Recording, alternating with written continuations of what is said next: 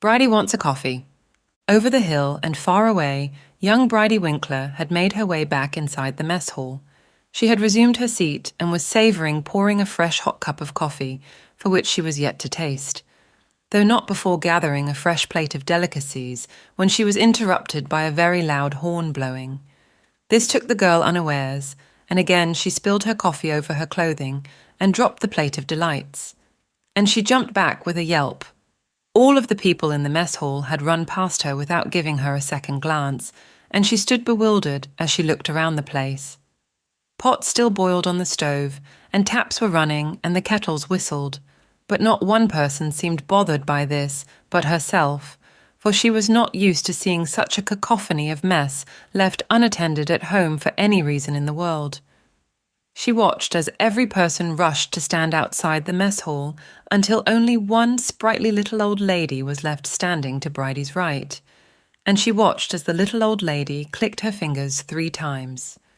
Almost instantly, everything about her was back in perfect and pristine order, as though including the big dining table in the middle of the room. It was as though no one had ever been there at all. Bridie sighed, because she was not getting any breakfast from anywhere this morning, not at home, not here, not anywhere. And she placed her hand over her grumbling stomach, a little dismayed. Bridie's thoughts were interrupted. "Well, come on then, girl. The horn has been blown. Outside you go. Let's see what the fuss is about." The little old lady ushered Bridie along. Bridie followed the old lady outside, very unsure of what she was about to expect next. A crowd had surrounded Naeme, who was calling everyone to quiet, and for the first time since she had been in this place, Bridie had noticed the much-spoken-of smokestack in the distance behind Naeme. It blew out black smoke puffs like a puffin billy train.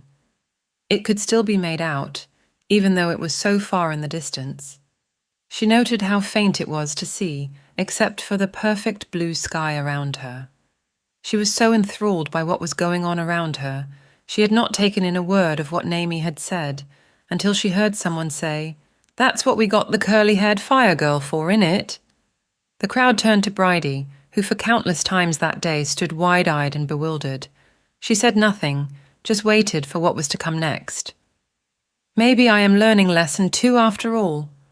Bridie stood a little prouder at the thought that she was such a quick learner. She had gathered that she was wanted for something because of her love of fire, but she had absolutely no idea other than that, and was quite intrigued by the whole thing and very, very ready to find out. Bridie just watched rather than spoke. She really had no clue what to say or what to ask, so she stood in silence. "I'll go with her. She does look sturdy, but she'll need the help." A raspy voice spoke that she hadn't heard piped up, and she looked around to find it, but couldn't. Someone else spoke up. "I'll change her clothes. She's still in her dressing gown, and she is covered in coffee, and her shoes are on all wrong." There was a throng of laughter. "Aye, Naeme, and you reckon she'll stop the fire? She ain't even got her shoes on, right?" He belly laughed, and a new lot of laughter broke out in the village. Naeme's eyes gave their usual twinkle, and he let a little smile slip through. "All right, seamstress, change her clothes. Is that all right with you, young Bridie?" "Well, it depends on what you will change me into. And will I get mine back?" The crowd's heads and eyes turned in each direction as they followed the exchange between the two. They, too, were just as intrigued by the newcomer as she was with them. "You will get your clothes back spick and span, young Bridie, and you will get the choice of clothes that you wish to wear. Just make them comfortable and sturdy." The very tall and very slender seamstress took Bridie by the hand and led her to a little hut to be properly attired. "Here you go, Bridie." Without Bridie even saying a word, the seamstress handed Bridie pants and a shirt with an undershirt, all being in earthy brown and green tones, and a pair of brown boots and grey socks. The seamstress gave her a tie for her hair and a cap for her head. "There you go. That should do it. Now get changed, child." Before Bridie could say a word, the seamstress had left the hut, and with nothing else to do, Bridie changed into her new attire, and she liked the new outfit very much and spent a moment or two admiring herself, She felt like an adventurer off to the African Amazon or the jungles of Brazil. She couldn't admire herself for very long because she could again hear a knock on the hut door. Bridie opened it up and Naeme was waiting at the door. "Oh, hello," Bridie beamed. "I like my clothes very much." "They will do you well, Bridie, and they won't wear out." Bridie looked at Naeme curiously and waited for him to speak again. "We have to send you on a journey. You've seen that smokestack over yonder. We need to send you over to put it out." "What?"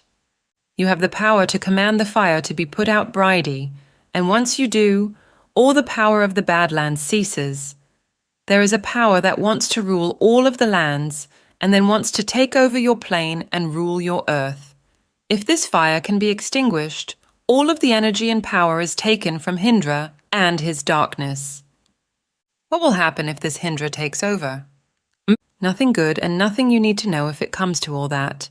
Just know that you will have plenty of help along the way and plenty of help when you get there." "Well, how do I put the smokestack out?" "I believe that you will command it. It will all play out how it is supposed to." "That is not particularly helpful, Naeme.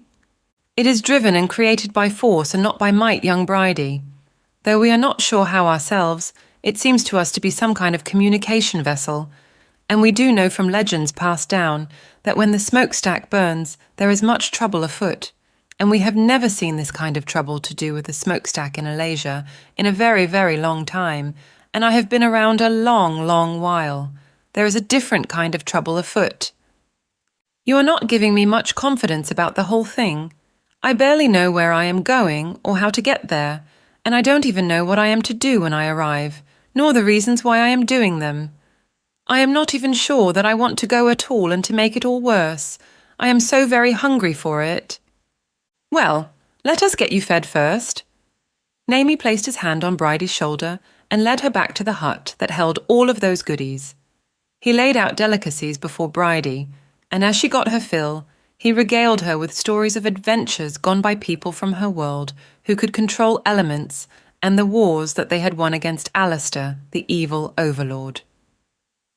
Bridie listened as she ate slowly but for a long time and got more than her fill for. She was enthralled by all of the stories.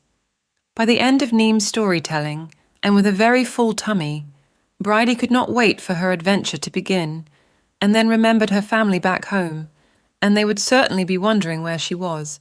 She would have to go and tell them that we would be gone for the day and be home for tea that night, or she might even stay at her friend's house, for they would never approve of such a fantastic and preposterous thing as a mystical land and power to control the elements.